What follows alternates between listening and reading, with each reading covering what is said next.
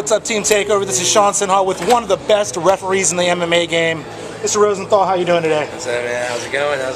It's going great. First of all, we're here. This kind of reminds me of an old school MMA event. You know, we got a tournament out in the middle of nowhere, and you've been refereeing a while. How do you feel about tonight's card? Are you excited to be reffing it? Yeah. The tournament looks like it's going to be really stacked. A lot of good players in it, and there should be some nice fights. Without showing any bias, because this is going to show up after the fight. Any picks for tonight? You've reffed some of these guys before, so I mean. You know, the thing with MMA is it's any given day. I kind of have a hard time understanding how guys put the lines on these guys. You could always have Jolos on and Little Evil Jen's Pulver happen. You know. Yeah, you never know. It's a sport where it's one millisecond away from anything happening. And I understand that you are a martial artist yourself, that you train in Jiu-Jitsu. You want to tell us a little bit about that? How long have you been doing Jiu-Jitsu? I've been doing Jiu-Jitsu since '92. I started with Wally J back then and moved to the Gracies, trained with Carly Gracie, trained with Half Gracie for a while. Good old Half. Right now I've been with Clovis Silva, who's an old school Carlson black belt. I've been with him for the last 10 years. So you got training from a few different schools of MMA, so you kind of have a insight from various trainers on this. Kind of under the Gracie flag, but you've gotten training under various I've been guys. lucky with the instructors I've had that Wally was very influential in my training, and Carly as well. The very fundamental system of Jiu-Jitsu. And something somebody asked me is, how many fights do you ref a year? Because it's got to be in the thousands, right?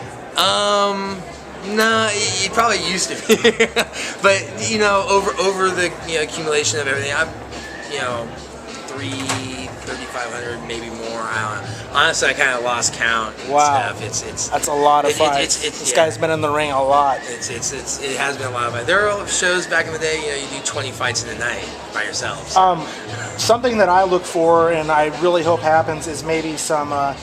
More education for refs. I've seen a lot of bozo refs out there. I don't want to call out any names. You're one of the better ones. I thought one fight that you refed I really thought you did a good job was, not a big fan of his, but Brock Lesnar. Right. I thought that was a great fight that you let go on, and you didn't stop that, and a lot of refs might have. So, a lot of people criticize that, but in hindsight, that was one of the greatest calls. As I said, some other, interviews, look, Brock gave me enough to work with that he was able to keep the ball and keep the game going. And that's really what you look for. If someone just is giving you enough, showing that they're trying to work and that they're still. That's what it's about. It's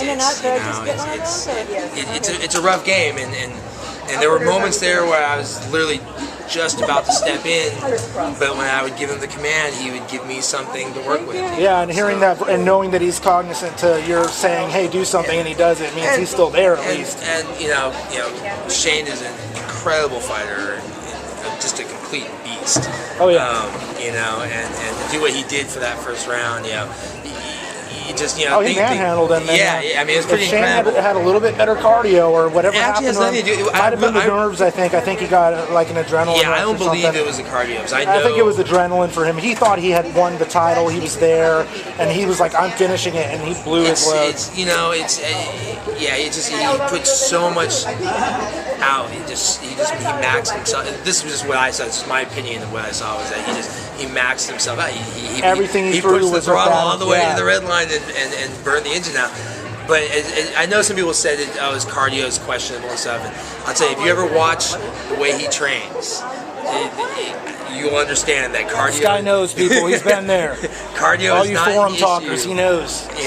Carwin doesn't have cardio issues. He's going to bring it. I think it was just a culmination of a lot of things. Nerves, I think. Yeah, I think and he believed he saw it coming to a close and was very close to it, but it is what it is. And just a couple more quick questions. What's been your favorite fight ever to ref? Was that it? I get asked that quite a bit, and I have to say the most memorable fights I ever refed was Shogun against Babalu. Oh man, that's a legendary fight. Babalu won that fight, right? He did win that fight. He got him with the guillotine. And then Shogun went on a wrecking spree after that. Yeah, both of them did. Yeah. Babalu won the tournament. I believe it was 12 12 fights undefeated up until he That's right. had that fight with Chuck. And Forrest Griffin was in that tournament. Jeremy Horn. Was incredible. It was an insane tournament. So yeah, you got that. Eric Vandelay, yes. Forrest, Jeremy, Trevor Prangley. Jeremy Horn, one of the greatest of all time. Jeremy right Horn, the workhorse, the man, that guy is still fighting. Yeah. Quick question. What would you like to see change as a ref? Is there any rules that you just think, why do I have to referee this? Is this wonky? Is this goofy? You know, there's rules, you know, but that I don't agree with. How about here's the one I don't like. The hand down, you can't get kneed in the head. How do you feel about that? That's kind of hard to ref with too. It's you know, look, most guys don't play that game, you know, but it is a strategy. It's you know, it's what's in place. There's other things I feel that are a little more, what's the word I'm looking for? Unnecessary. Yeah, unnecessary, redundant. There's some rules I feel are redundant, and you know, to me, the downward elbow rule just. I mean, the back of the head is covered, the spine is protected, right. all these areas are covered, and the reality is there's not that much force generated. Well, I think the rules that for stalling, you know, allow a guy to stall. Those are the rules I'd probably like to see change. You know. Well, I mean, but then how do you do that? You put a time limit on it. Now you're limiting the grappler, and you're giving advantage That's to the striker. That's very true. It's tough to work with. It's you know we can't go old school UFC headbutts are legal. Yeah. The verbal commands are how we try to keep the action going. And if Josh, Mike Williams, good to see you again. Good to see you. I'll be in the cage with you. Mike Williams. There you go. There you go. You know, so that's really on the referee to keep the action going. So it's not really a rule thing there, as far as I see. Because like I said, if you start putting time limits on stuff, now you're inhibiting some fighters and giving advantage to others. It's just, you know, the refs just got to be on top of it. And they see it slowing down, and look, that's part of the game. It's mixed martial arts, so not everything is going to be a fast-paced, explosive fight. There are sometimes very slow, methodical battles that are very technical, and that's just the way it works. So got it. You know, you can look at the Roger Gracie fight. It wasn't the most exciting fight, but if you look I disagree. I love grappling. So no, it was beautiful. Yeah, it was a great fight.